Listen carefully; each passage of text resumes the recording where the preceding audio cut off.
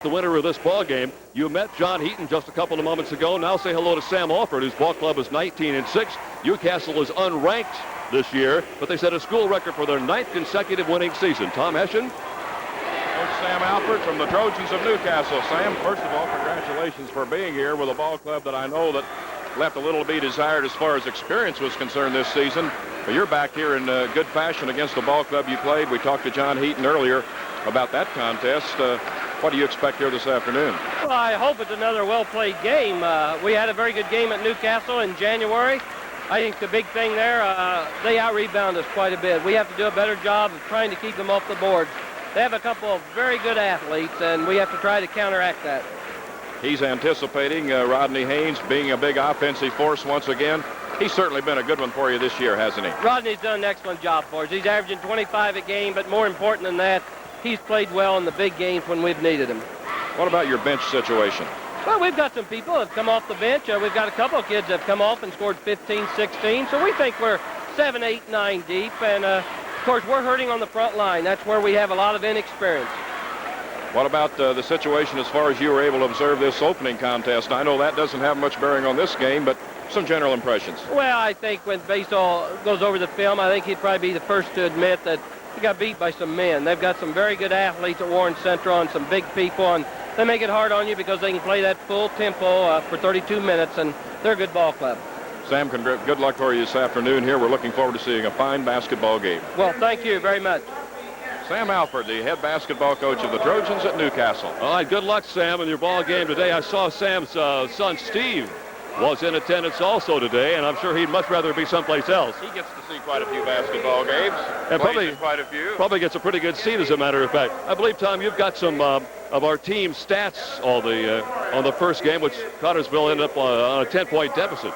Well, Warren Central really came on strong from the shooting category in that second half. They wound up 25 of 44. That's 57% in the opening contest here this afternoon. But that is quite a contrast to their 8 of 21 free throw shooting, only 38% from the free throw line for Warren Central. Connersville, on the other hand, hit 44% from the field, and they were 6 of 8. Connersville did not attempt a free throw in the second half, 75% from the charity stripe. The turnovers, 29 for Warren, 27 for Connersville. Got a little ragged in the latter stages as far as that particular statistic is concerned. Or that's rebounding, excuse me. The turnovers were 22 to 18.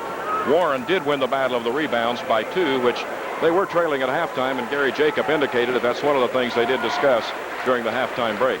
Tom, let's take a look at the individual numbers for this basketball game. Warren Central had 3 players in double figures, led by the 18 points of Jeff George, 15 points out of Craig Looper, 13 from Dwayne Futch.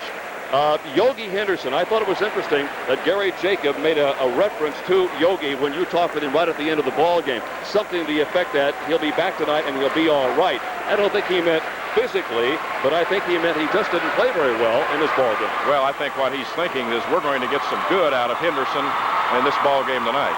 I agree with you totally. Other scoring, 5 points for Kwame Watts, 3 points out of Yogi Henderson, a couple of points for Butch Hoyt and for Devin Davis. For the Connersville Spartans, they have but one man in double figures. It is the guy that they have to have in double figures. That was Richard Henry with 12 points. But Richard, either because of not having a good ball game or because of the defense by Warren Central, did not play the kind of a ball game that I'm sure he would have liked to have had, Tom, nor the kind of a ball game that Connersville has to have from him to win. Well, he's not a big frontline man, but he tries to play the game of a big frontline man, and he's been fairly successful at doing that throughout most of the season. But as Coach Sam Alford just indicated, that they were going against some real men this afternoon, and that makes a difference. I thought Henry did play very well, even though his scoring output wasn't what has been in most games this season. On your screen, you saw Evansville Memorial has won their ball game. Marion came back. They were down in the 4th period. They have come back to win by 7 over Fort Wayne Northrop.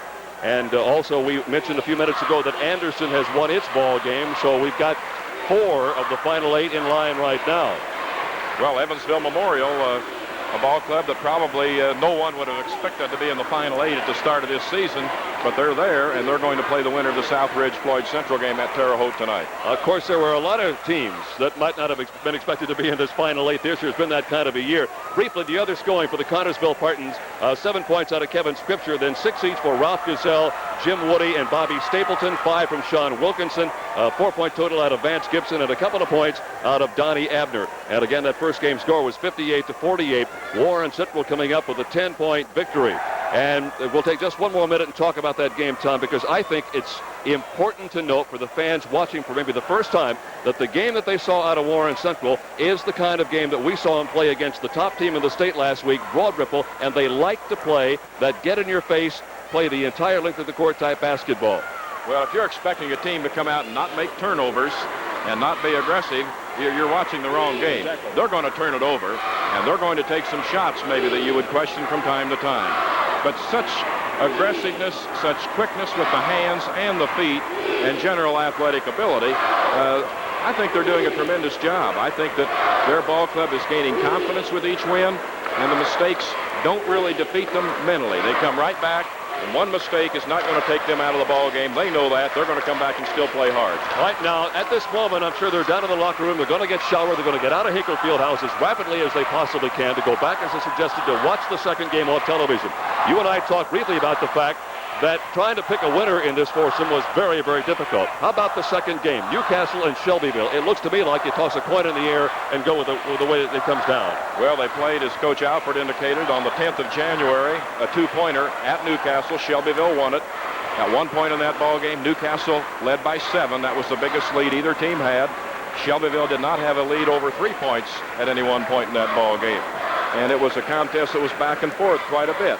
So I think we're going to see that type of ball game here right now. Shelbyville may be a shade quicker. They may have more quickness along the front line to get to the board, and that could be a factor.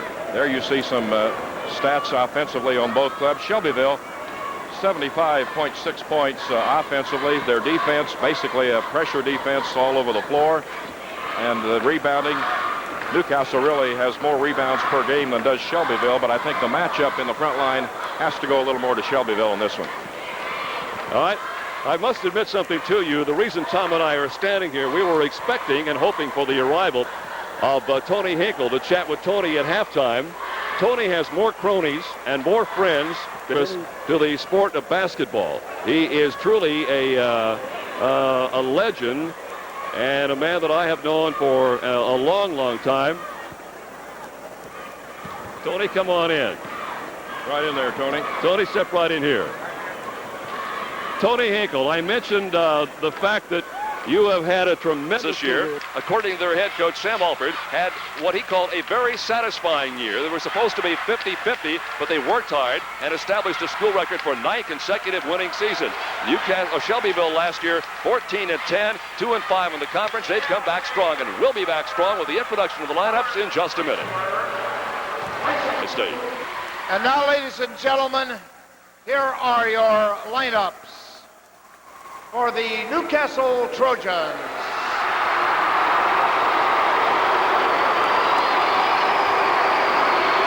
Number 10, Todd Garrison.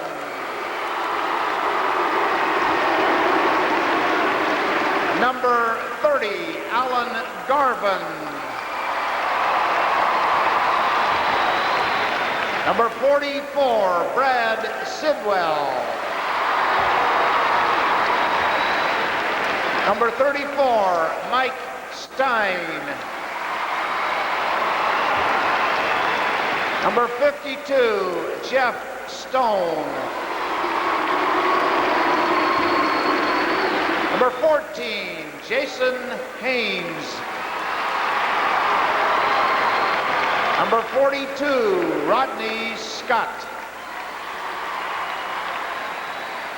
Starting at a forward, number 40, Nathan Milliken.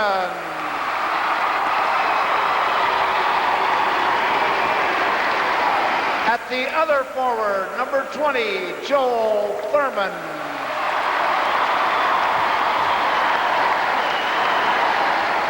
At center, number 50, Don Bausman.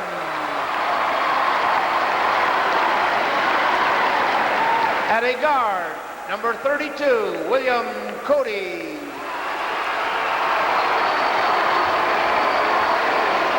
And at the other guard, number 22, Rodney Haynes. And their coach, Sam Alford.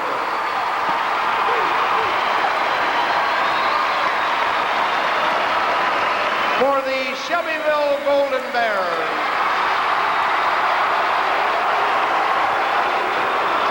number 15, Jason Heaton.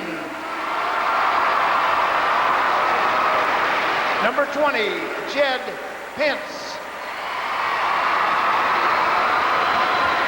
Number 22, John David Lux.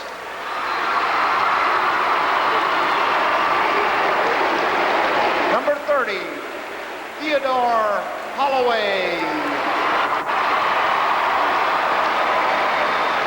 Number 50, Darren Bernard.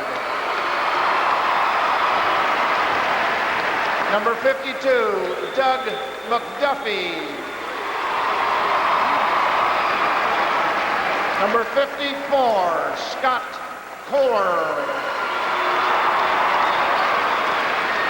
Starting at a forward, number 32, Tony Martin.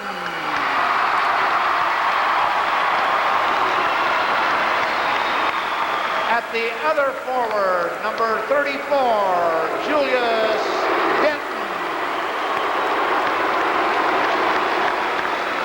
At center, number 40, Tim Bernard. At a guard, number 24, Brian Harrell.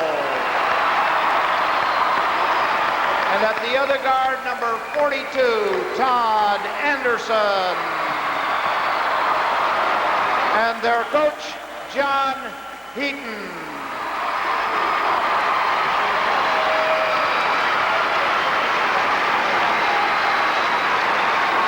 Your officials, Stephen Fisher and Larry Jones.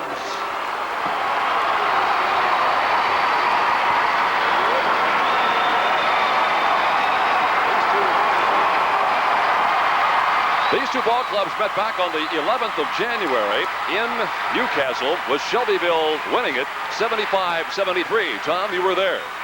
Well, it was, as I indicated in one of the interviews, Newcastle had a 7-point lead, which is the biggest spread in the ball game. Shelbyville had a 3-point lead, which was their biggest lead. They wound up winning by 2. Rodney Haynes had 34 points in the ball game.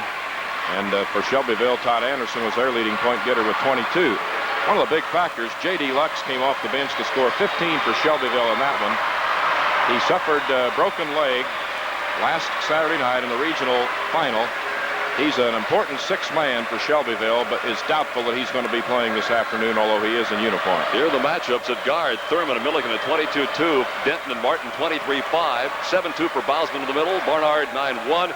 Cody and Haynes at 28-9, and Anderson and Harrell at 29-9. So there's just not much difference in any of those categories, forward, center, or guard, as far as stats are concerned.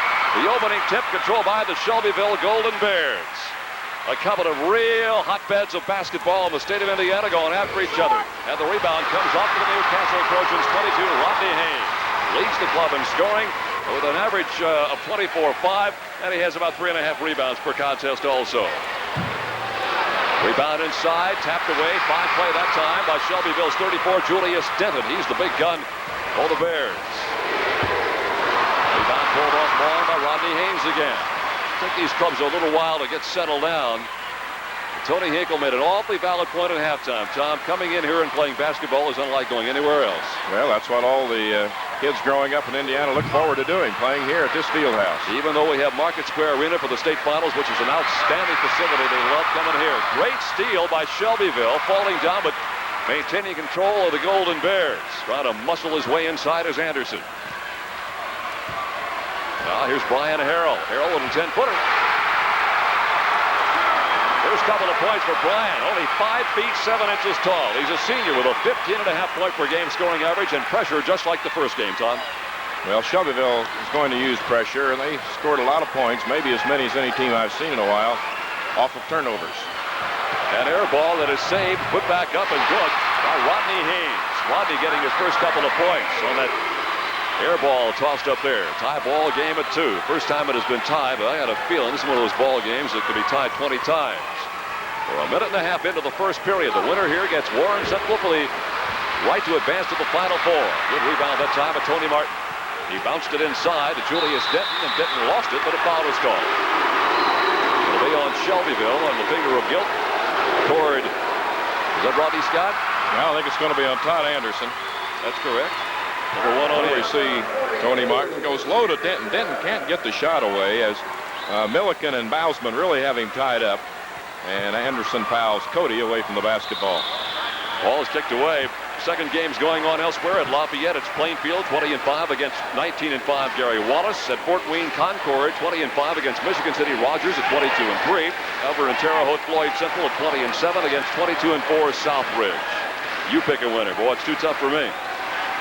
Shelbyville's in the zone this time down. Maybe a little matchup right now. They started out, looked like a zone. It's matched up man-to-man. Milliken missing. Rebound pulled off in the middle by Shelbyville. Out come the Golden Bears with Julius Denton in command. Good shuffle pass and a great hoop that time by Todd Barnard.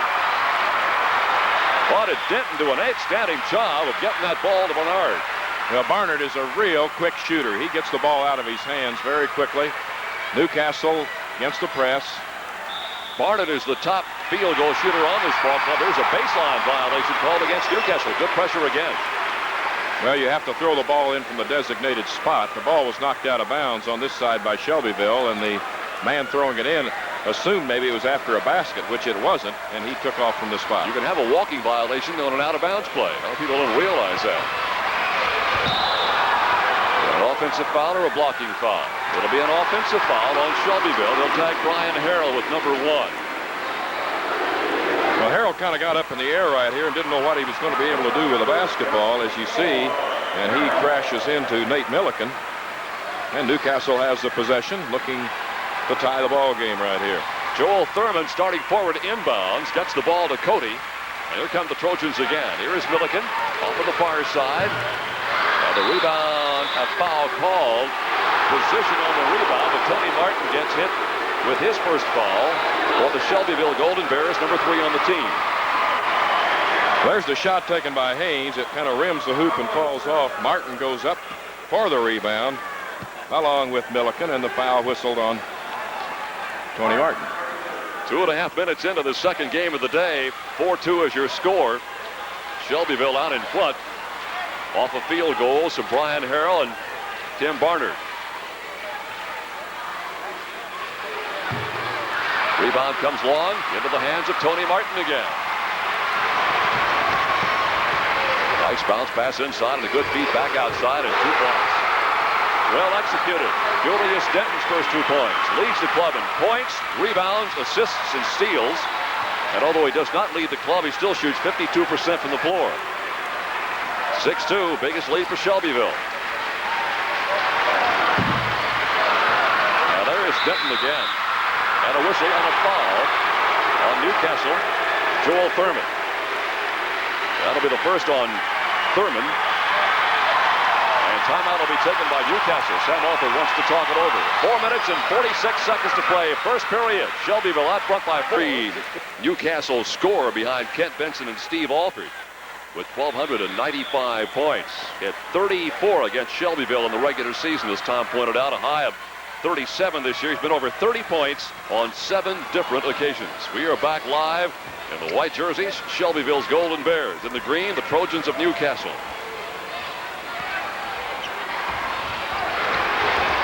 Off the glass and good for Brian Harrell. Brian's second bucket.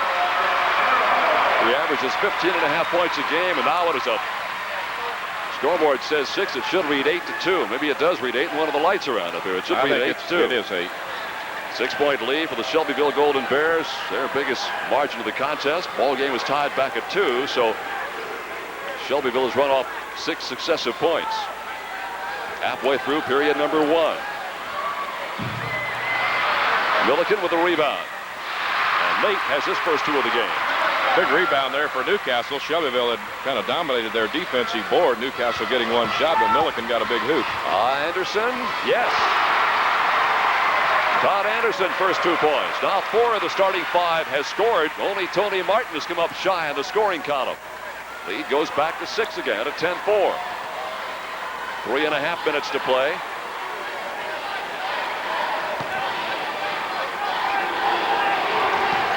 Newcastle Trojans with the shot outside. The rebound down into the hands of Joel Thurman and back up. And good. His first 2 points. Lead pass quickly up court. That time by Tim Barnard. Tim's second bucket and his 4th point. So he's halfway to a scoring average of 9-1 already. 12-6 again, that 6-point lead for the Shelbyville Golden Bears. Jump ball. Great defensive play by Brian Harrell that time. Tommy came out of nowhere to tie up the intended receiver on that pass. Quick hands. Newcastle making a couple of changes in their lineup. They're going to bring in Brad Sidwell along with Jeff Stone, looks like. And going to the bench will be Bausman and Cody. Sidwell is 5'10", a junior. Stone is 6'6", a senior. 3 minutes to play, first quarter. Warren Central will settle in and catch the rest of this ball game on television, I'm sure, and find out who they'll play for the right to go to the Final Four at Market Square Arena next Saturday, and our cameras will be there all day long, beginning at 10:30 in the morning. Rebound and a foul. They will hit 22. Rodney Haynes with personal foul number 1. Tom, as you look at this again, it seems like Newcastle's offense is kind of a perimeter offense, and they're having a lot of trouble getting down into the paint in there. Well, Shelbyville's playing a lot of zone right now, and that's one of the reasons they can't get the ball down in. And that situation right there, Shelbyville demonstrated again their prowess off the defensive board, and Newcastle committing the personal foul. Newcastle has had the score doubled on them, 12-6. Good position on that rebound. Again, it won't go the first time, but the second time is a blessing for Tim Barnard. Barnard now with 1/2 points. He missed the first one and stayed right with it. Tom will take a look at it again. Well, this is persistence. Barnard goes up and misses. Newcastle players can do nothing but foul him, and which they do as the ball goes in. And Barnard really off to a strong offensive start here. Foul is on number 50, Donnie Bausman. That is the first on Donnie Bausman. And it will be number 40, Tim Barnard, at that free throw line. Last year, Tim averaged 8 points and 5 rebounds a game. This year, he's up to 9 points and 4.5 rebounds per game. Missed the free throw. And Shelbyville gets control of the basketball again. Down to the final 2:20 of the first quarter. Good position on the rebound, that time from Joel Thurman. Newcastle's defense is an active one. There's a walking violation right at the timeline. Haynes wanted to make the pass so quickly. He knew where the offensive man was, but he couldn't get back down and under control quickly enough to do it, and took steps, but he had a good idea. Shelbyville Golden Bears going from outside and picking up 2 more points from Todd Anderson. Todd now with 4 on a couple of field goals. Now that pressure again. The lead goes to 10 at 16-6. Biggest lead for either club in this contest. Rebound position inside beautifully again by Todd Anderson. Only 6 feet tall and starting at guard, but not afraid to go in amongst the tall timber. He will not get the foul, or not get the hoop, and the foul will go against Anderson. Yes. Oh, no, maybe not. No, go the other way. Take it again here. No, it is on Anderson. Yes, Anderson's taking the ball inside, and boom, right there, he has a collision. And that's his second foul. And Shelbyville, with Lux not able to play here this afternoon, really does not have much depth. So foul problems could be a difficulty for the Golden Bears. Sidwell and Stone have gone back out of the lineup for Newcastle, and the other players who were in there earlier are now back in that lineup. Bausman getting his first hoop. Nice ball movement there by the Trojans as they got the ball to Bausman down low, and the 6'2" senior was able to connect. Anderson's going out of the game, and Teddy Holloway is coming in for Shelbyville. First time we've seen Holloway, a junior at 6'1", averaging almost 4 points and just a shade over 3 rebounds per game. It is a 16-8 basketball game in the final minute 25 of the first quarter. Shelbyville out in front, missing in a good position on the rebound, but a reach-in foul is called against Tony Martin. That'll be 2 on Tony Martin. And the 5th against the Golden Bears. Shot is taken by Barnard, and a rebound on the opposite side. Holloway rebounding inside. Bausman controls it, and then Martin makes contact. And this is going to put Bausman into the free throw line. Newcastle shooting has improved somewhat. They're up to 4 out of 15. Shelbyville, on the other hand, is 8 out of 15, so they're over 50%. Here's Bowsman. Now he's not much of a free throw shooter, only hitting 44% coming into the semi-state. A minute 20 to play in the first quarter. 16-8 Shelbyville. Well, nice movement on a good release by Brian Harrell. 3 field goals, 6 points. 16-8 lead. Rodney Haynes out front, blocked brilliantly that time by Tony Martin. And the rebound comes up to the Golden Bears. Here's Denton. Won't get the hoop, but will probably go to the free throw line as the foul was tagged on William Cody. Well, Shelbyville gets the ball out in a hurry, Tom Hession. They're not bashful. One of the things about many of the South Central Conference ball clubs, and Shelbyville in particular the last few years, is they have lacked quickness. This is one of the quickest basketball clubs that Shelbyville has had over the last few years. Newcastle, on the other hand, as Sam Alford mentioned, their front line really lacks some of that quickness. And, of course, they're going to live or die by how Haynes shoots. Julius Denton is 1 for 1 from the free throw stripe. Last year, Julius averaged 12 points. He's up to 16.5 this year. He also averaged 6 rebounds. That's going up to 8.5. And he's improved his numbers all the way along the line. 19-8. 11-point lead. That marks the largest number lead-wise for the Shelbyville Golden Bears. Newcastle will inbound beneath their own hoop. Joel Thurman will toss it in. 47 seconds to play, first quarter.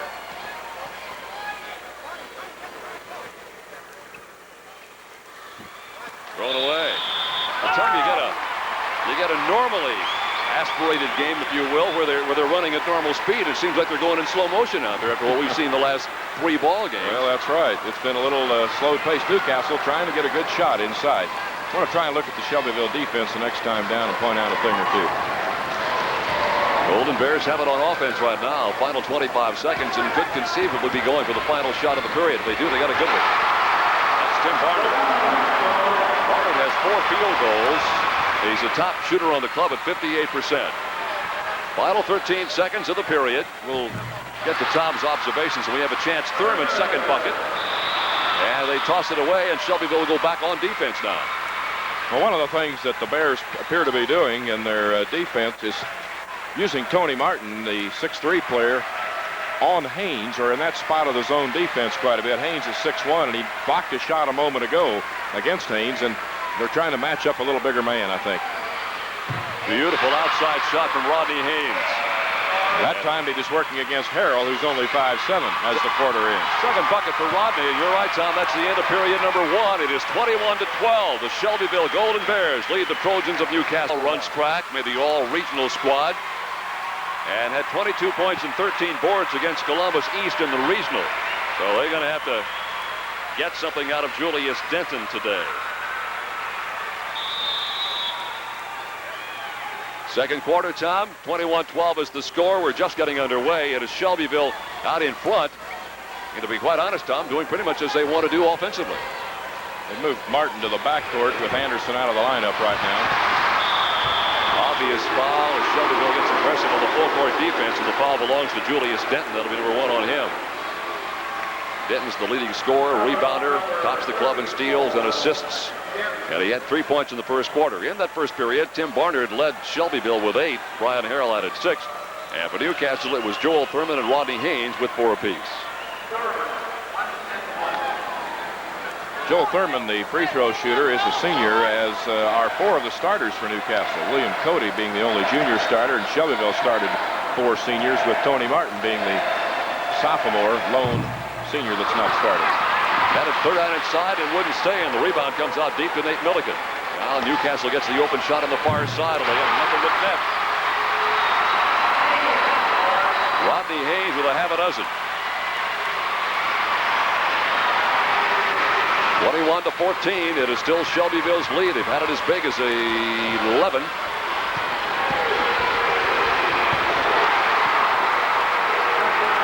Denton got it to him down low, and Shelbyville really offensively making some real money. getting the ball inside as Tim Barnard slides into the... It was kind of funny because Julius Denton was helping one of the radio broadcasters down the way reestablish his equipment. He went sliding in there, and the remote amplifier came down on the guy's lap, and Denton's trying to help him put it all back in order. Todd Anderson re-entered, replacing Holloway. Into the middle and a foul on Denton. That'll be 2 on him. A little less than a minute gone here in the second period. If you just joined us, we're in the World Japan. We had a great ball game in the opener with Warren Central winning it 58-48. And the Warriors have now advanced further than they've ever gone in the history of the school. They're down to the final 8 in the state. And they will play the winner of the Shelbyville-Newcastle game, where at the end of one, it was 21-12 Shelbyville, now 23-14. Still, of course, the Golden Bears.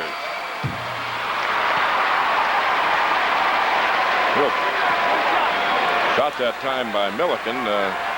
Didn't give that one much of a chance to go in. Let's see what he does here. Missed them both. And a rebound and a good save that time by Shelbyville's 24, Brian Harrell. So here come the Golden Bears, looking for their 22nd win of the year against only 3 defeats. Long of the rebound. Johnny on the spot that time is Tim Barnard, who now becomes the first player on either club to hit double figures. He has 10. In a hurry the other way to Milliken. Takes it inside. Tapped in the sky and saved at long range by William Cody. Now they go back in the middle again, and it wouldn't fall that time for Bousman, and here come the Golden Bears again. 4-on-2 advantage on the break. And somehow they got it to go. Julius Denton with 7 points. Almost out of control, Tom. That was a wild ride down the floor, and he got it off the glass, and it came through. That was a fortunate bounce of the ball. You commented to Gary Jacob. He was on a roller coaster ride. That was a roller coaster ride individually for Denton that time. 27-14, a 13-point lead for Shelbyville.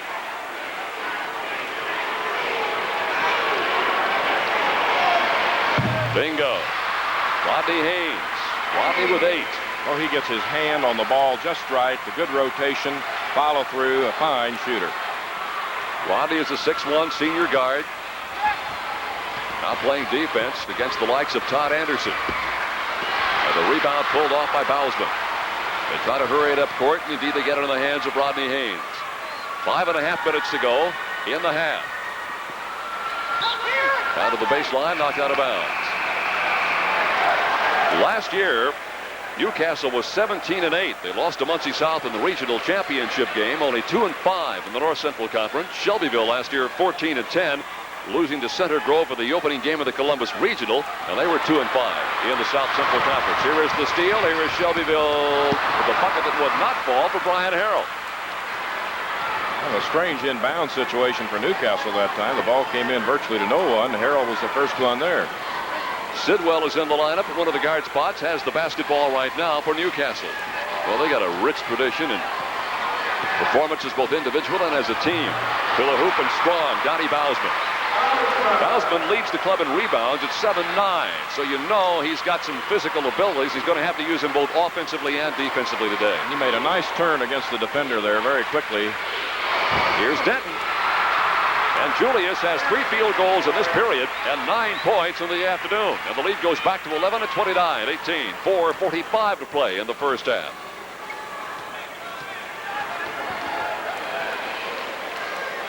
Shelbyville is now what in time? It's a 2-3 zone. Right. Milliken missing. And Denton is there to pick off the missed shot. He leads this club not just in scoring, as I mentioned, with 16-5, but in rebounds at 8.5 of all game. So it works both ends. 29-18, 4:19 to go in the first half.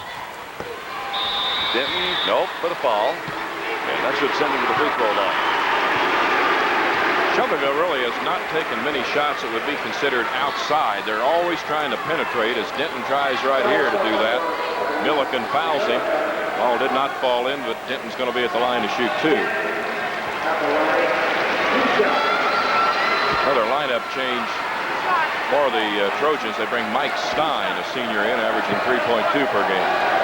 He's going to replace Milliken. Julius Denton 1 out of 2 from the stripe, both coming in the first period. 68% shooter. entire Newcastle cheering section to the top of your screen, standing up as a group. Steve Alford, Sam's son, who's now an outstanding player at IU, is on the far reaches of the bench across the way, watching his former school go at it. And a foul on Shelbyville. On 24, Brian Harrell, that's 2. Brian came to Shelbyville last year from Madison, Indiana, during the month of January of his junior year, and has been a real spark plug to the ball club. As Joel Thurman, who has missed his only free throw attempt, is going to go to the stripe. There's Joel. 6'2.5" senior. 4 points, and as Tom mentioned, 0 for 1 at the stripe. Thurman had a high game of 23 against Pendleton Heights. He was named to the all-regional squad. He improved his average from 1.2 per game last year to 7.2 this year. And he now has a half a dozen points in this ball game. He shot 82% at the free throw line last year, down to 69% this season. It's a 29-20 basketball game. 9-point lead belongs to Shelbyville, the team with the basketball. Golden Bears in white. School colors are old gold and black. Newcastle in the green uniform. Their school colors are green and white. Rebound came down and caught the floor, but Rodney Haynes was there to pick it up. 3:45 to play in the half. Still a 9-point lead for Shelbyville. They have not trailed. The game was tied at 2. That's the only tie so far. Once they got the lead, they've been very effective in protecting that and adding to it. Tipped away, whistle, foul. Brian Harrell, that'll be 3 on him. We may get to find out here before long, Tom, how deep that Shelbyville bench really is. You mentioned that J.D. Lux is out and probably is not going to be able to play. Suffered a broken tibia. And you'll explain to our audience where the tibia is at halftime in the regional final against Bloomington South. If he does play, he'll play in pain. Well, I watched him trot out here before the ball game, and it looks like there's no opportunity for him to play. And the personal foul situation could be real damaging to Shelbyville because the bench, particularly without Lux, who can play front court or back court, is hurting. And Rodney Haynes is going to have an opportunity here to add to his 8 points.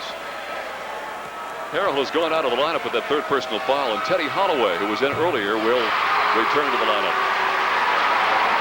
Haynes, top free throw shooter for the Trojans, 76%. Has hit his first opportunity of the afternoon. He now has 9 points, 4 in the first, 5 here in the second period.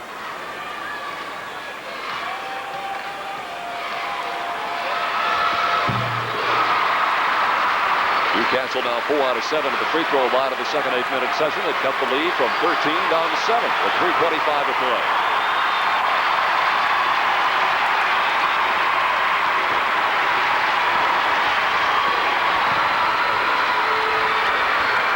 Well, if that thing goes in, we're all going home. Good follow-up rebound by Teddy Holloway, who just came off the bench. He has his first 2 points of the game. A lot of double clutching up in the air that time. Julius Denton is a very active player on offense. We'll watch that next time. Here is a foul. It'll be against Teddy Holloway. I'm very impressed by Denton. Tom, his numbers are outstanding. As I mentioned, leading scorer and rebounder, but he seems to be all over the floor. Holloway breaks for the man on the alley-oop there, Thurman, and as he came down, Holloway contacted him. Many observers feel that Denton is probably much like Jeff George in the first ball game. Obviously, in George's case, an outstanding #1 football player in the country as a prep. Denton probably a little better in that sport than basketball. Joel Thurman connects on his 7th point. He's at 3 out of 4 from the free throw stripe so far in the ball game. Thurman says he wants to go to either Purdue University or Rose-Hulman, the engineering school, one of the tops in the nation over in Terre Haute. Substitution now, number 40. Nate Milliken coming back into the lineup, replacing Mike Stein, who was in briefly for the Trojans. Thurman again. Newcastle has no player, at least looking at my score sheet, with more than 1 personal foul. That is correct. Only 4 of those. We'll make it 5. 31-24, Shelbyville lead. Golden Bears with 2 minutes and 50 seconds to play in the half. Not a particularly good shot that time by Anderson. Todd takes it back to the free throw line again. It is really physical into the hoop. And again, much like the first game, there are no giants in this ballgame. Good play, Donnie Bausman. But there was a lot of physical movement, bumping and shoving going on to the hoop. Tony Hinkle made reference to that in our halftime interview. He didn't like that, does he? No, well, that's not what some of the people who have been around for a while think is basketball. It is a very physical game, as you've described it, and that's the way we see them anymore. Yeah, what somebody said that basketball is not a non-contact sport. Dancing is a non-contact sport based on the way they play basketball today. You got to be tough to play and dance. Here is Anderson. Half a dozen points for Todd. Then the lead goes back to 9. 1:55 to play in the half. Talk with Howard Kapp, the athletic director at Tech High School at halftime. Well, it's a good, strong move by Haynes. Big basket right there for Newcastle. They were coming back in it, and Shelbyville went up by 9 again, and Haynes comes right back. He not only scores a lot, he gets big baskets. He has a dozen points so far in this basketball game with 1:35 to play in the half.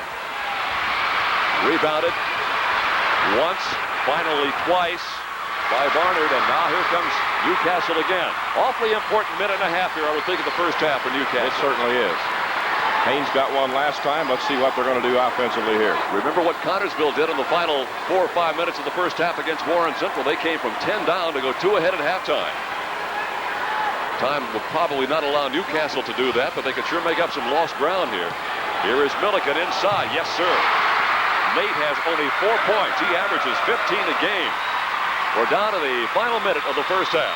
Newcastle smart right there. They're taking it inside, knowing that Shelbyville, plagued with fouls at the moment, can ill afford to really defend very aggressively. Newcastle has cut a 13-point Shelbyville lead to only 5 with 45 seconds to play here in the half.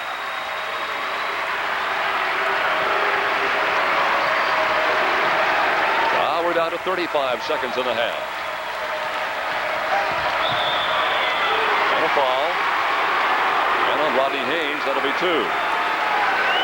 That's a good one-on-one situation right there.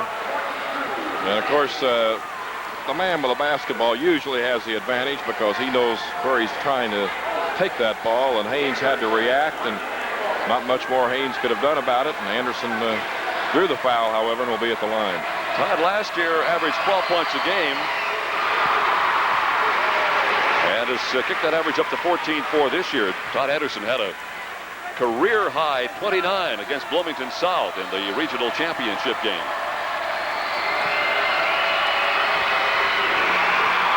It's in both. Well, you know, Tom, once Shelbyville got into tournament play, we'll take a timeout here. 33 seconds to go in the first half. 34-28, 6-point lead for the Golden Bears over the Newcastle Trojans. Well, the coach's son gets to sit on the bench, but he didn't spend much time there when he was playing for his dad. Well, he had some sensational games on this floor in the semi-state a few years back. That, of course, is Steve Alford, All-American out of Indiana University, who would much rather be playing basketball somewhere today than watching his dad's club go at it. Yeah, he probably has played some probably today, yes. You're right. Newcastle shooting 11 of 26 for 42%. Shelbyville hitting 16 of 32. That's right on the 50% mark. Final 25 seconds of the first half. And the Newcastle Trojans are down 35-28. I think I said 6 points. It is 7 points, of course, and a big bucket here conceivably for them.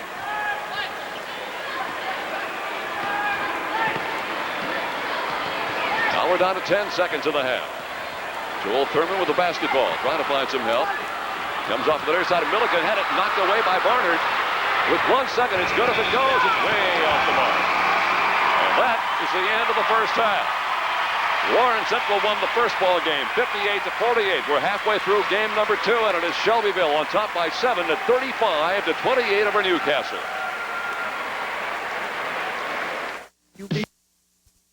Those ball games so far in the first 16 minutes. Well, it has, but a big factor, which shows in nothing that we gave you statistically, is the personal foul situation with Shelbyville. Martin with 2, Julius Denton has 2, 3 on Harrell, and 2 on Todd Anderson. And the bench, as we've indicated, is hurting. Newcastle's front line came alive in the last 4 minutes of that first half, as we see by Joel Thurman being at the free throw line 5 times. He hit 4 of them. They had baskets from Milliken and Bausman in addition to that. So I think we're going to have a ball game here in this second half that's going to be very interesting. Shelbyville has brought the starting unit back with Harrell. Newcastle's going to begin with their 5 starters as William Cody's back in the lineup, and I think we're ready to go. Off the bench for Shelbyville, Holloway scored 2 points. Stein, Sidwell, and Stone did not score off the bench for the Newcastle Trojans. Second half just underway. Newcastle missing, and the rebound pulled down out of there by Julius Denton. And here comes Shelbyville again. Lead pass simply too much for Barnard to handle. Barnard in the first half with 10 points was the top scorer for the Golden Bears. 9 out of Julius Denton. For Newcastle, they had Rodney Haynes with a dozen and Joel Thurman right behind with a total of 8. Like Shelbyville's going to open with a 2-3 zone. Sometimes they match up after the first pass. Nice move by Milligan. Nate now with a half a dozen. We're going to see Coach Sam Alford want to take the ball inside with the foul situation as it is on Shelbyville, and they demonstrated that their first series. Anderson missing, tipped up once, no good. Denton comes down with the rebound and scores. Julius Denton, I said it earlier, Tom, and I mean it. He seems to be a guy that's always at the ball, has a great sixth sense for that basketball. Well, that's why he's such a great defensive back in football. He gets to the ball there also. 7-point lead again for the Shelbyville Golden Bears with a minute gone in the third period.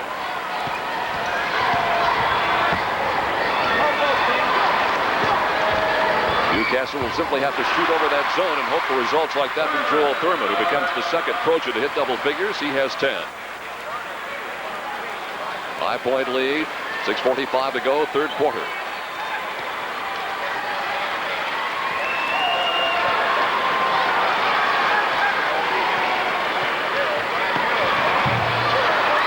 Rebounded by Milligan again. Good ball control by Rodney Haynes. Got it up quick. And he will hit the hoop, and he is fouled. Milligan now with 8 points, and we'll look at it one more time. Good movement on the break here by Newcastle. They get that ball to Milligan, and Barnard fouls him up on the shoulder as he hits the hoop. And Milligan will have an opportunity to complete a 3-point play and tighten this game further. Milligan had a high game of 33 against the Red Devils of Richmond. He was named to the all-regional squad. He's a member of the National Honor Society. And when he heads for college, will attend college majoring in pre-med. Converts the 3-point play. Nate, who had 4 points in the first half, has scored 5 in the first minute and a half of the second half all alone. 6:21 to play now, third period. The lead is cut to 2. At halftime, it was 7. Now it goes back to 4 as they get that baseline shot from Brian Harrell. 5'7" senior with a 15.5 per game scoring average, now with 8.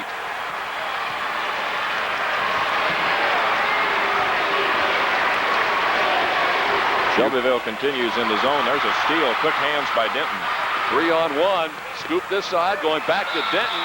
It won't go in, but he'll go to the line. And credit that play to Brian Harrell. He did a sensational job of keeping the ball from just going out of bounds to begin with. We'll look at it again. Watch Harrell, number 24 in white. There's Denton with a basketball. He kind of underhands the ball really too far ahead of Harrell. All he can do is flip it back into play, and Denton was there, and foul committed by Thurman. The Shelbyville Ball Club tied for first with Connorsville and Bloomington South at 6-1 in the conference. They have the most regular season wins, 17-3, since 1968. Head coach John Heaton says they've been very consistent throughout the season, and the defense has been very, very strong. Well, you've seen that in evidence today.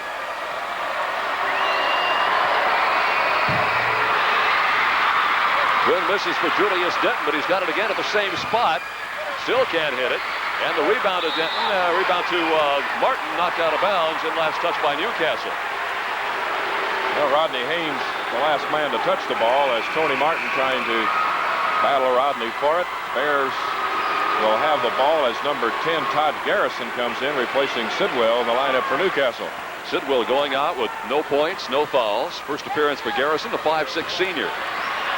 Bingo. Todd Anderson.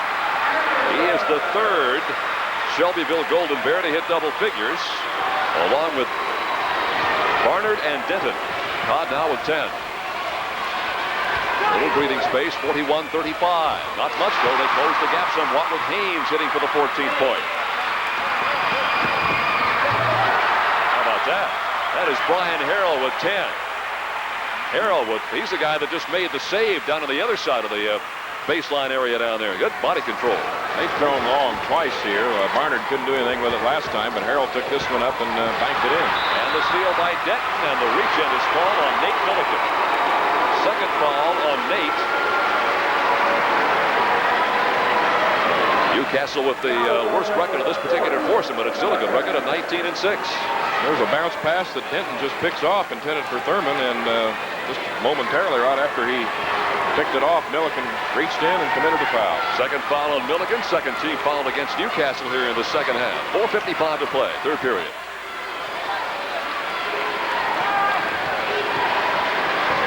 Oh, they ran Denton down inside, got the screen for him, and he missed the shot, and Milliken comes off with the rebound. Well executed, well-designed play.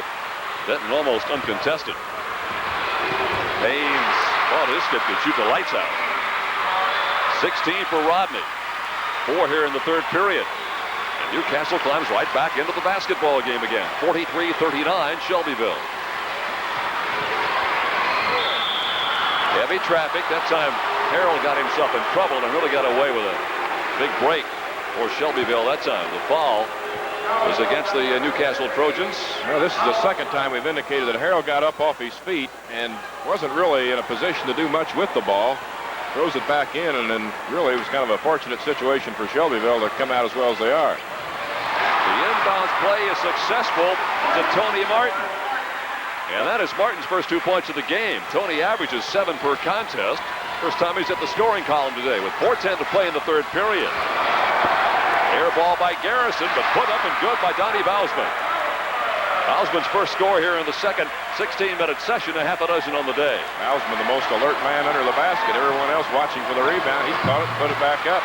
Harrell missing on the floor. Mad scramble, jump ball. The arrow points toward Newcastle. I'm sorry, points toward Shelbyville. So the Golden Bears will maintain control in the alternating possession. There, of course, is the head coach, Sam Alford, a graduate of Washington High School and Franklin College. He's been an athlete, won 14 varsity letters in high school, 10 in college, little All-American in 64, averaging 21 points a game, and led the nation in free throw percentage at 91%. Which may be one of the reasons that his son Steve is such an outstanding free throw shooter. Here's Harrell.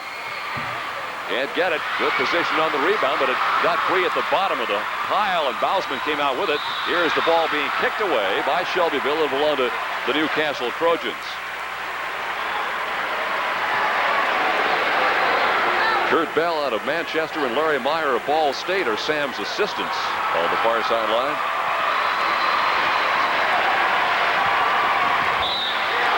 Good defensive play by Barnard. Yeah, you had to come over the top. You're always in danger maybe of being whistled for a foul when you do that. Newcastle retains possession. A little Garrison's come in here with a little spark in the backcourt. Not bashful, is he? He took that one shot that came out to be an air ball, but they left him open and he took it. There he is right there. 5'6" senior, less than 3 points per game average.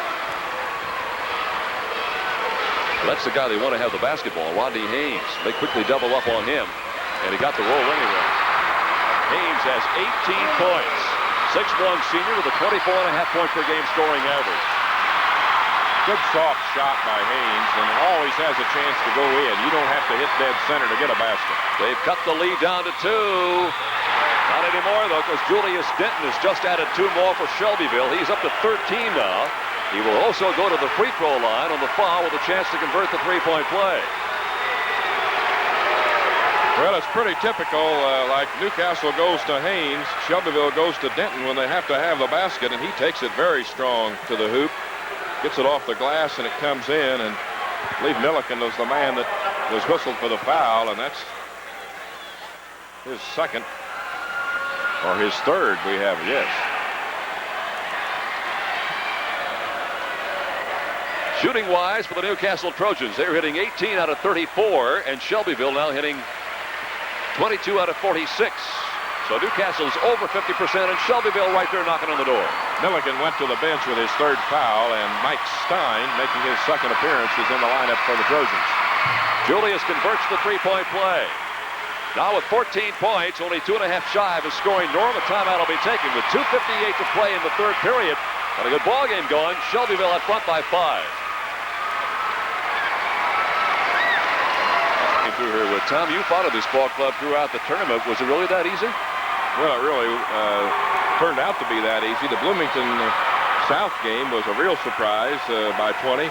Columbus East was a close game starting the second half, but the fourth quarter became a real blowout as Shelbyville scored 53 points in the second half of that one.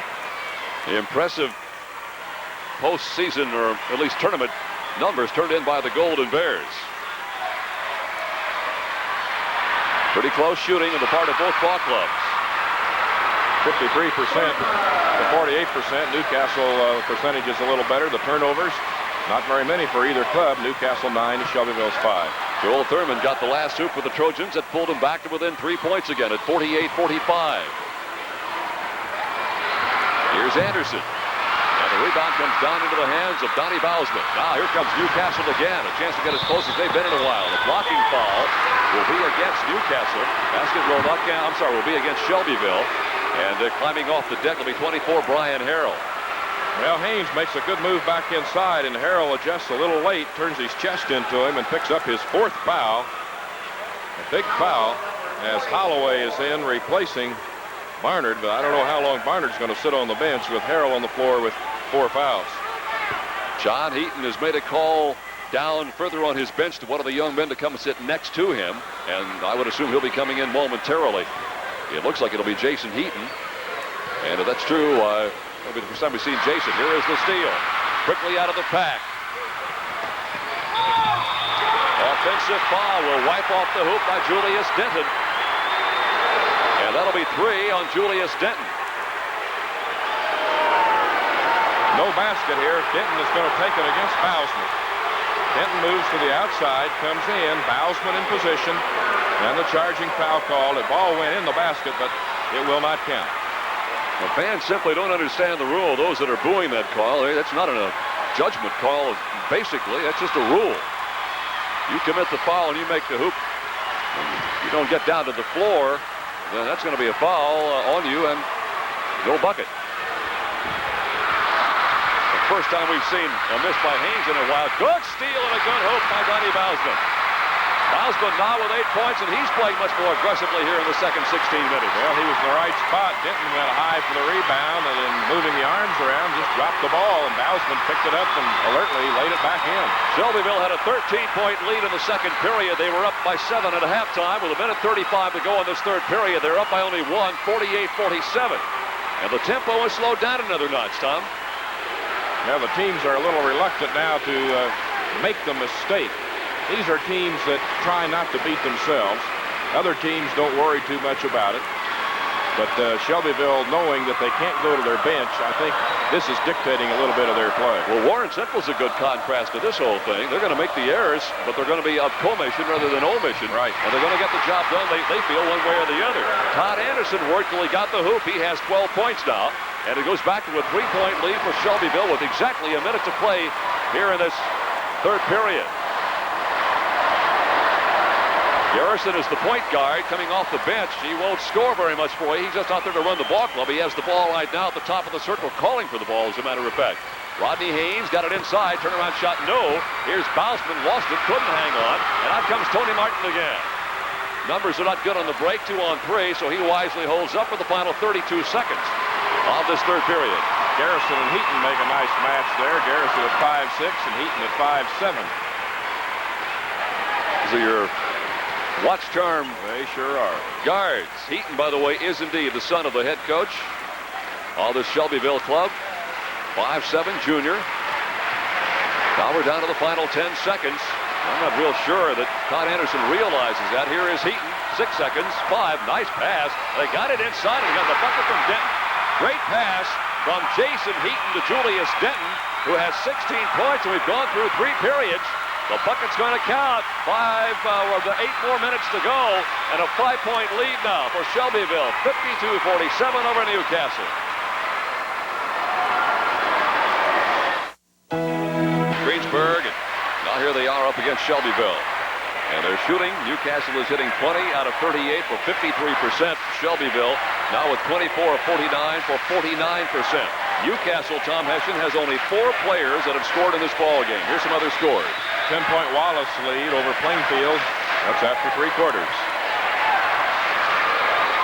William Cody at guard has not scored for the Trojans. They need some help from a from some places. This young man has played super. Bausman missed that one, though, and the rebound and a foul, and I think it'll be on Bausman.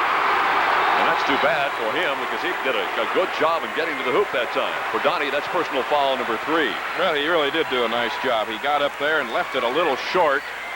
And always when you go up the second time, the other man has had an opportunity to get inside of you, and this is what happened. And Denton was the man inside, and he'll be at the line. Denton has really had some problems. There you see Shelbyville coach John Heaton and his pigs, and Brian Harrell sitting alongside of him, looking at the clock, knowing he has 4 fouls and wondering when he's going to get back in the contest.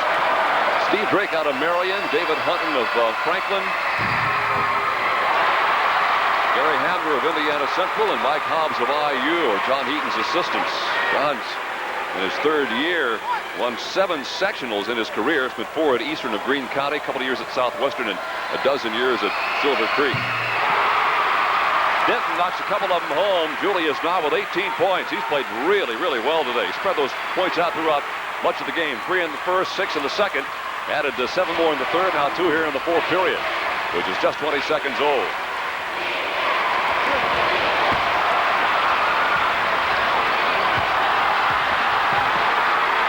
Haynes couldn't get it. Here comes Shelbyville again.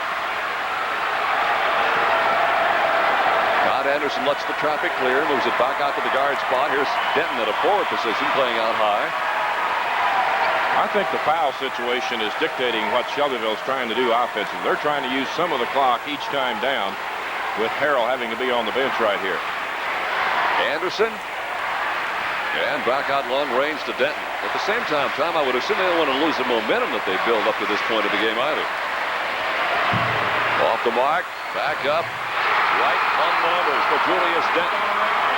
Well, when you're a good player, it's amazing how many times you're in the right spot at the right time. And a timeout will be taken by the Newcastle Trojans. 6:47 to play in this basketball game. It's back to a 9-point lead by Shelbyville.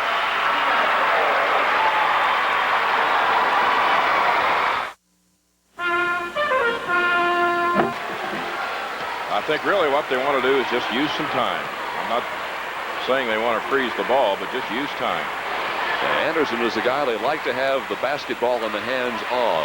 He's done a good job. Here we go with Denton. Well, he just split the seams and picked up his 22nd point. It's not bad having it in his hand. Yeah. They will give it to Anderson and let him give it to Denton. Right. The lead is at 11. Shot comes up short, down to the hands of Teddy Holloway. Well, Shelbyville is in a position right. This is a critical situation now, and a foul called on Newcastle and on William Cody. Second on William. Newcastle is in real trouble right now, Tom, potentially trouble of getting themselves in a hole too deep to climb out of. Yeah, Cody, I'm not sure what he was trying to do right here. He comes up real close to Anderson, who still has his dribble. And then when Anderson swings back the other way, Cody bangs into him, and Todd's going to be at the free throw line.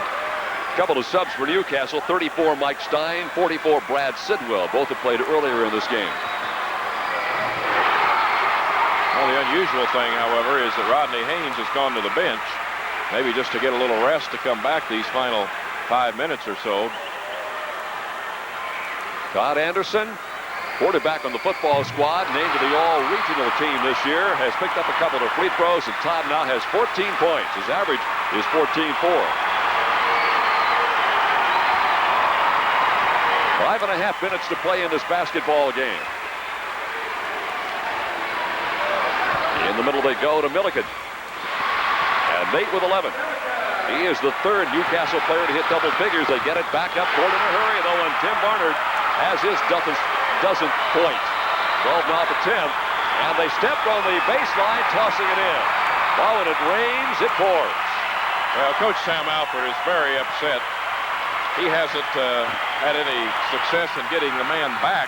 He took Bausman out in the first half a couple of times because they were throwing long. Now, wait a minute here. Okay, he made a substitution. He had 6 players on the floor for a break. Yeah, he was having an informal timeout over there, I think. He had them gathered around, didn't he? Well, this has been a critical time period. He wants a timeout, and I'm not sure he has had it. Is he asking for it or not? The official standing at midcourt. The official has called it. As far as I can tell, he's going over to the bench. Whoops. Larry Jones. Well, wait a minute. Did he call it? He says, yes, there is a timeout. He has called a timeout. I don't know if Sam called it or the official called it for him, but There may be a question now, as was timeout called before the inline violation in throwing the ball in down here. Well, we'll find out. A number of the Warren Central students have left the cheering section. If you look across the way and see some holes up there. The girls gymnastics state finals are today at Perry Meridian High School, and Warren Central's team has a shot at the team honors. They will be running free fan buses between Hinkle Fieldhouse and Perry Meridian, which is down on the south side of the city. Homestead won the title the last 3 years, so the true sports fans at Warren Central today, Tom, are going to get worn out. And I also wanted to mention the wristbands on Shelbyville. Maybe you can tell the story better than I about this young man named Ronnie Downey, who was the former student manager of the team until the end of the regular season. It's a fascinating story. I read in the paper an article by Joseph R. Kahns, I believe his name, into the Star yesterday, Indianapolis Star. Apparently, Ronnie has been living with his sister on their own after their father left to seek work elsewhere. He was taken in by an uncle in Kentucky, and the Shelbyville community chipped in to raise money to fly Ronnie up for today's basketball game. And that's what those black wristbands are. They're in a reference to the honor they're paying to their former student manager, Ronnie Downey. And that's what sports is all about, really. So if you've seen those wristbands and wondered why, that's what the story is. A shot of the Shelbyville crowd, and of course, with this lead, they're a little more exuberant right now, although they've been pretty much in the ball game all afternoon, as have the green and white of Newcastle, and they apparently have the largest crowd here as Anderson takes steps. Shelbyville shooting now 51% from the floor. Newcastle at 47%. At the time is eventually going to become a major factor in this contest. 5 minutes to play here in the ball game. Newcastle has made some inroads, but now they are down 62-49, and they're going to be down some more.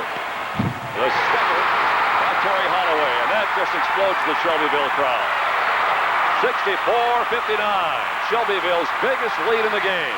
An air ball saved and thrown back in off of the leg of Teddy Holloway.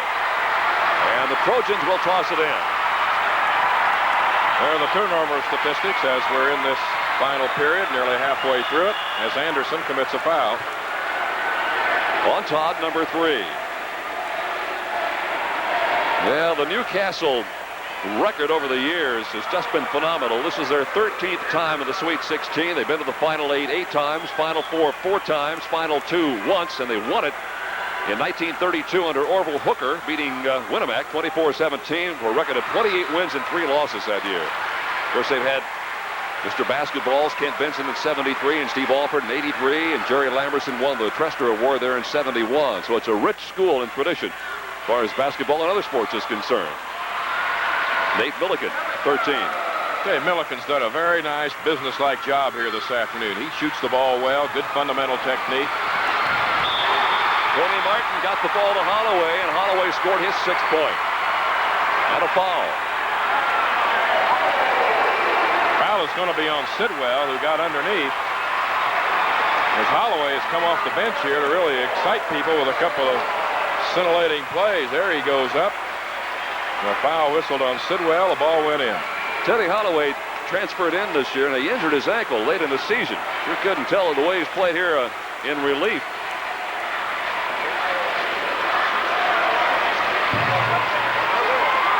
Holloway missing. Denton rebounds. Jump ball. It'll stay with Shelbyville. Not to Denton, but Martin. You know, this ball game has been a little bit. There's a score that looks like it's not a final, but I think the issue has been settled. Pretty much settled. You're right. 66-51 here. Has the issue been settled at Hinkle Fieldhouse? We'll see. We have 4 minutes and 15 seconds to play. The Warren Central Warriors, 10-point winners earlier today over Connorsville, will be in tonight for the right to go to the Final Four. Anderson got himself in trouble and got out of it all right. Out to Barnard. Kicked away. Warren Central's won consecutive football championships at the 4A and the 5A level under Jerry Stauffer. And now Gary Jacob, in his first year as the head coach, will try to take him to the Final Four. And they'll be back tonight, and our telecast begins at 8 o'clock here on Channel 4. Tom Hession and yours truly, Jerry Baker, with the coverage for you. And there will still be seats available here at Hinkle Fieldhouse tonight. May I suggest you get a chance to come on out Because like Tony said, there ain't nothing like coming to Hinkle. 3:52 to play. Shelbyville leading by 66-51. They've led throughout most of the game. In fact, they've never trailed. Yeah, this is their biggest lead.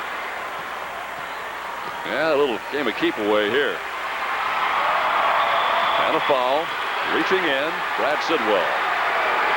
You know, Tom, you wonder if maybe this will be the point in the game where John Heaton might want to, even though the bench maybe is not as strong as you would like, you look at John and the gang over there, maybe want maybe a couple of minutes to give some of those guys some playing time, let them feel what it's like, and maybe give the guys a couple of more minutes of rest.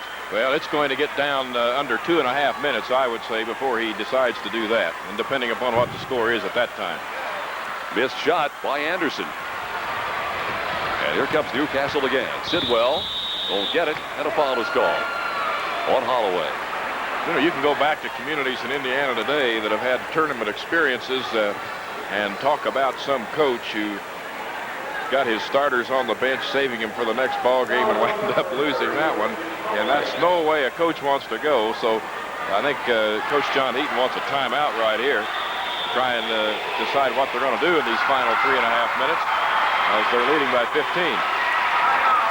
Well, I'll tell you what we'll do here. Well, we have a moment with 3.5 minutes to go in the ball game, and Shelbyville up by 15. Let's thank the people who get together every time we do one of these telecasts to make this baby possible. Our executive producer, Michael Davis. Our senior producer, no less, Bob Caldwell. Today's game was produced and directed by Dean McDowell, who's done an outstanding job throughout the season. Unit manager today was Bob DeLong. Our air control operator, Mike Davenport, Mark Lungerbone. Technical director, Mike Pope. On cameras today, Diane Jurocek, J.R. Reynolds, Marlon Miner, Nelson Hastings, and Gaines handled the audio for us here this afternoon and this morning. Our video engineers were Ken Houchin, Mike Mettert, Harold Reidner. Again, another job of outstanding expertise from those guys. Slow motion replay, Dickie Blair. Floor director today, Bob DeLong. We've worked his fanny off, trying to find Tony for one thing today. Statistician John Osler, Gary Ross, electronic graphics, Susie Reese, and of course again our thanks to Mr. Howard Kapp, the tournament director and the AD from Tech High School. We got to get Howard to be a little more outspoken. Well, he just won't say anything. He won't open up, will in front of him. He is a character, and I'm telling you, boy, he does a great job making this baby work here at Hinkle Fieldhouse. 66-51, 15-point margin for Shelbyville. Newcastle will try to get into it. Did that for a lot of years. Now, do you remember who that was?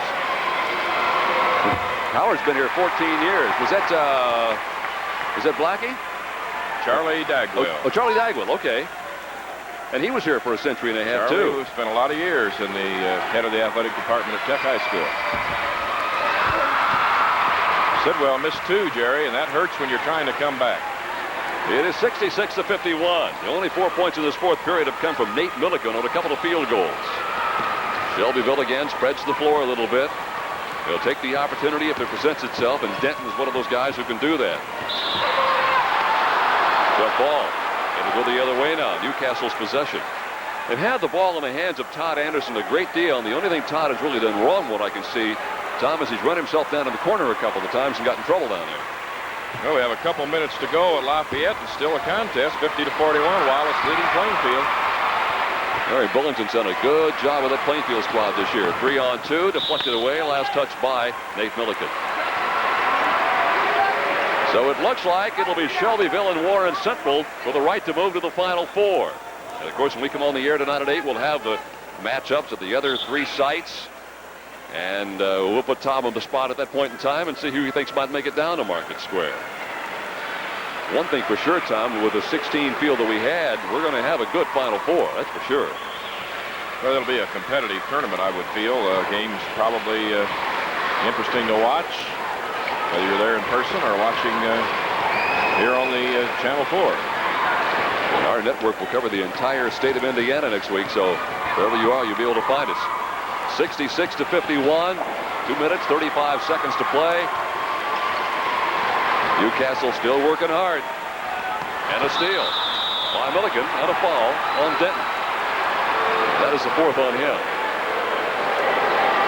I don't know how many fouls Shelbyville has been whistled for in this second half, but not very many. That must be the 5th, I believe, after really looking like they might have some problems. Yeah. Here's Harrell with 2.5 to go in the ball game, back in the contest, replacing Holloway. Yeah, that's a good point, Tom, and one we shouldn't let slide by, maybe, because at halftime, I think you and I agree that Shelbyville's problem, even though they were up at the time 35-28, might come from the foul department with the number of players in foul trouble, and they've done a good job avoiding that problem. They certainly have.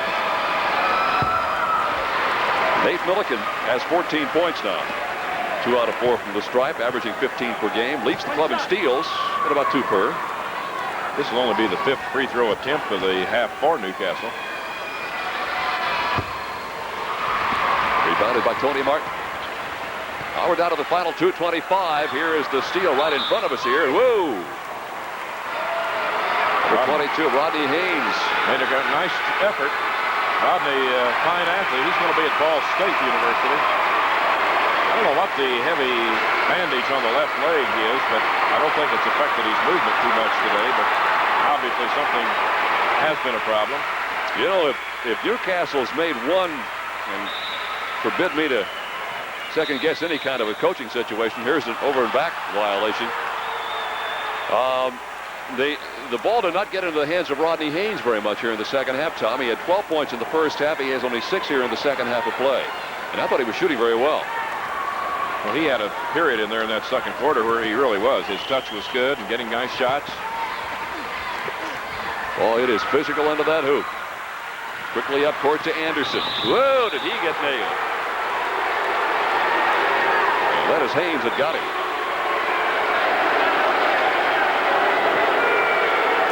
Well, Anderson tries to take it all the way to the basket here. He got the long pass.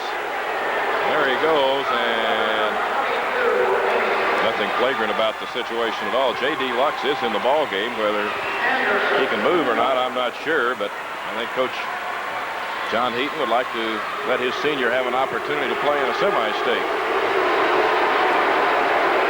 Well, there's a ball game that's about over, and Floyd Central has held their own and maybe gotten back into it a little bit, trailing Southridge. Anderson is a 71% free throw shooter. He has 15 points. He's 3 out of 4 from the stripe here in the fourth period. And we're running shortly out of time. 2:07 to go in this ball game. It is a 68-52 lead. Oh, great defensive play by Denton that time. How about one more for Milliken? And Denton comes out with the rebound and apparently committed the foul in the process. And that is 5 for Julius. So he will sit down next to the head coach across the way. Pretty good ball game for the young man. Well, it seemed like anytime the Shelbyville Ball Club was in trouble, Denton was able to do something positive, whether it be a rebound or a basket, and really kept them on the top side. As you indicated a little while ago, they have never trailed. You know, he made one hoop. You remember, Tom, where we were talking about killing the clock a little bit, and he split the defense and got in for the layup. I don't know why that sticks out of my mind, but that was a pretty important hoop for the ball club at that time. And here is Rodney Haynes. 24.5 points a game. He's had 18 so far here today. Reach and foul. Joel Thurman, number 3. That all Newcastle can do right now is foul and pray for a miracle. 1:47 to play. 68-52. Shelbyville. So we're looking at the Golden Bears at 22-3. Warren Central at 23-4. In our title game tonight. Again, our telecast begins at 8. We'll come on the air. Tom and I will talk to the two coaches, John Heaton of Shelbyville, Gary Jacob of Warren Central, get their thoughts on tonight's ball game.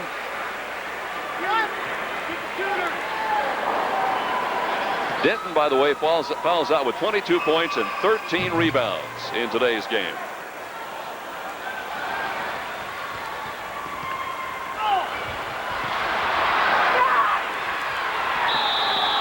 Out of bounds to Newcastle.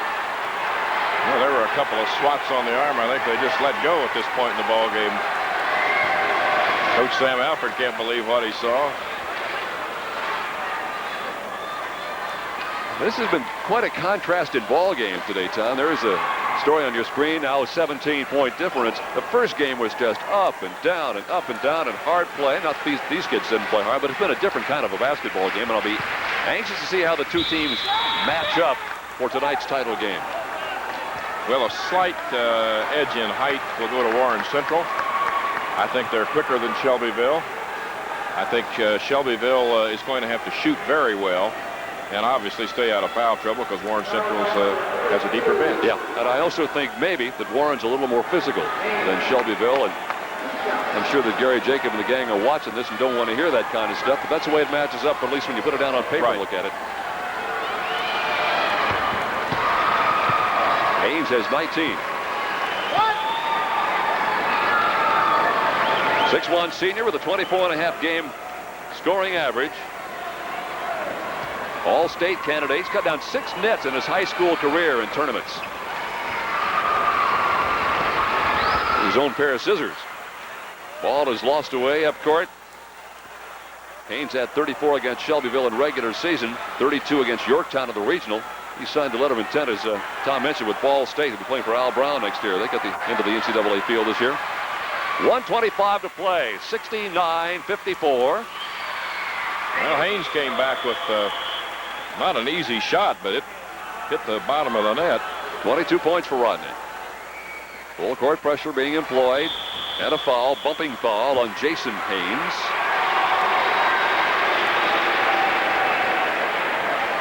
With 1:19 to play.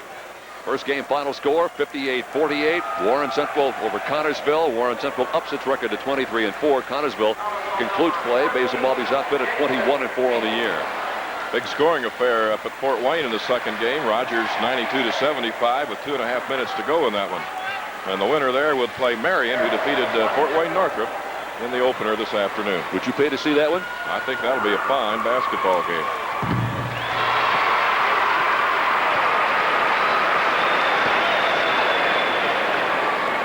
This is Brian Harrell.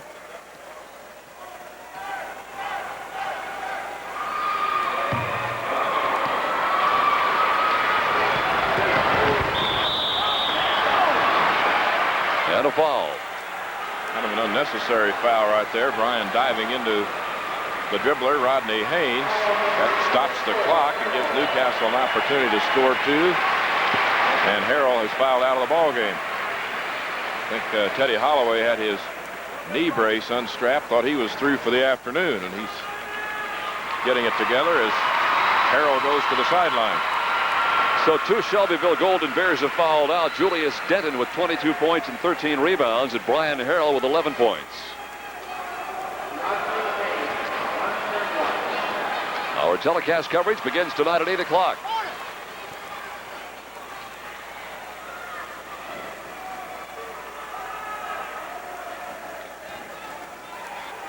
Well, he's been a scorer of some repute. You indicated Benson and Steve Alford, the only 2 Newcastle scorers that have outscored him. We saw another one of their big scorers here this afternoon, Ray Pavey, who had some tremendous scoring years.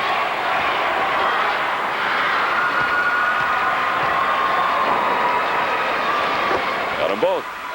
Newcastle cheering section, much to their credit, still here in mass and still hoping that something good's going to happen to him. The foul is on Milliken. That's 4 on Nate. And we're down to the final minute, 11 seconds to play in this contest. Right after the game, Tom will get a chance to chat ever so briefly with John Heaton, the coach at Shelbyville, and get his thoughts on the game and maybe even a thought on the matchup with Warren Central tonight.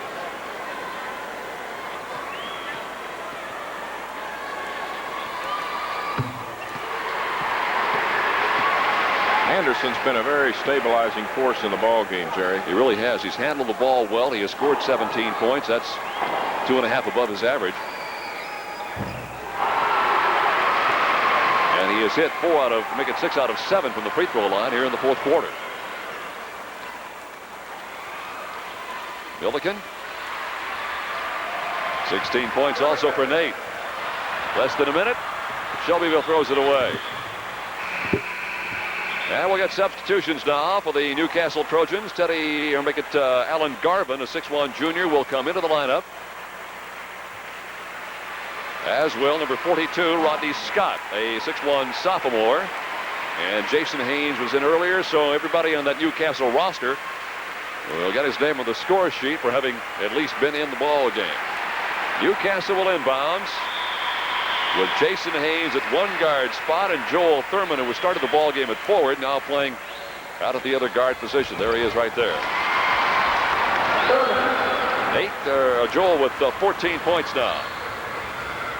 Anderson, no. Follow-up is good by Barner.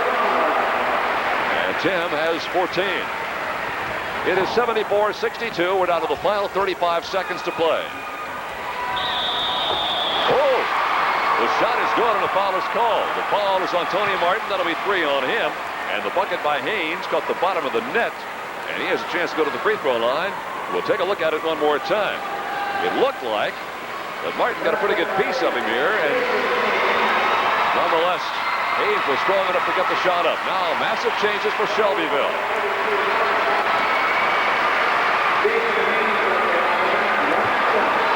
Heaton is in the lineup. Here is Darren Bernard. Scott Calder has come in. Jed Pence is in the lineup. And yes, 52, Doug McDuffie. So now everybody on the Shelbyville roster will have his name on the score sheet. Play them all. 32 seconds to play in the ball game. And the three-point play is converted by Haynes. 74-65. The lead was at 17 here in the fourth period, and a whistle and a walking violation. So tonight, the Warren Central Warriors at 23-4, and the Golden Bears of Shelbyville at 22-3. John Eaton and his coaching staff of Shelbyville across the way. Those are the numbers on your screen score-wise. We're down to the final 20 seconds of play. Jeff Stone off the bench. First 2 points for him. And Newcastle will indeed take a timeout.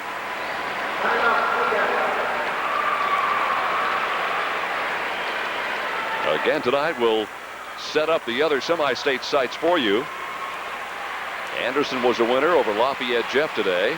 Marion goes to 23-3 on the year after beating Fort Wayne Northrop. Anderson, by the way, is now 17-9. And Evansville Memorial, a winner over Bloomfield, so Memorial goes to 20-6 in games that are now in progress or in the process of closing shop. Plainfield against Gary Wallace. Gary Wallace out in front of that contest. Concord against Michigan City Rogers. And Rogers had a sizable lead in the fourth period. And Floyd Central against Southbridge. That's over in Terre Haute. And Southbridge, looking for a return to the Final Four, was also comfortably out in front. You see the time on the screen. You see the score. And pretty much says it all. Game was tied at 2. It's the only time it's been tied. Newcastle, to the best of my recollection, never led in this contest. They've been behind by as many as 17. And with 14 seconds to go, they trail 74-67.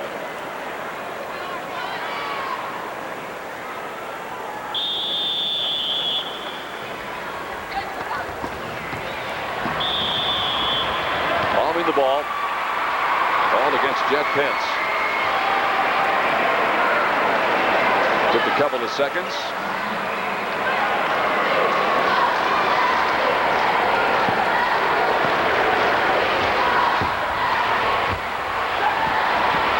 Rebound by McDuffie. And a steal and out of bounds to Shelbyville.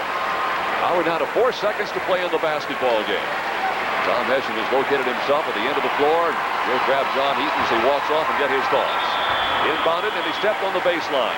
Will this thing ever get over? Final 3 seconds, and again a Newcastle crowd hanging tough over there. Give them credit. As well as the Shelbyville Golden Bears crowd, because they're coming back tonight, so they're anxious about that. That's it. It is all over here at Hinkle Fieldhouse. It is a 74-67 win for the Golden Bears of Shelbyville High School. They are now 22-3 on the year.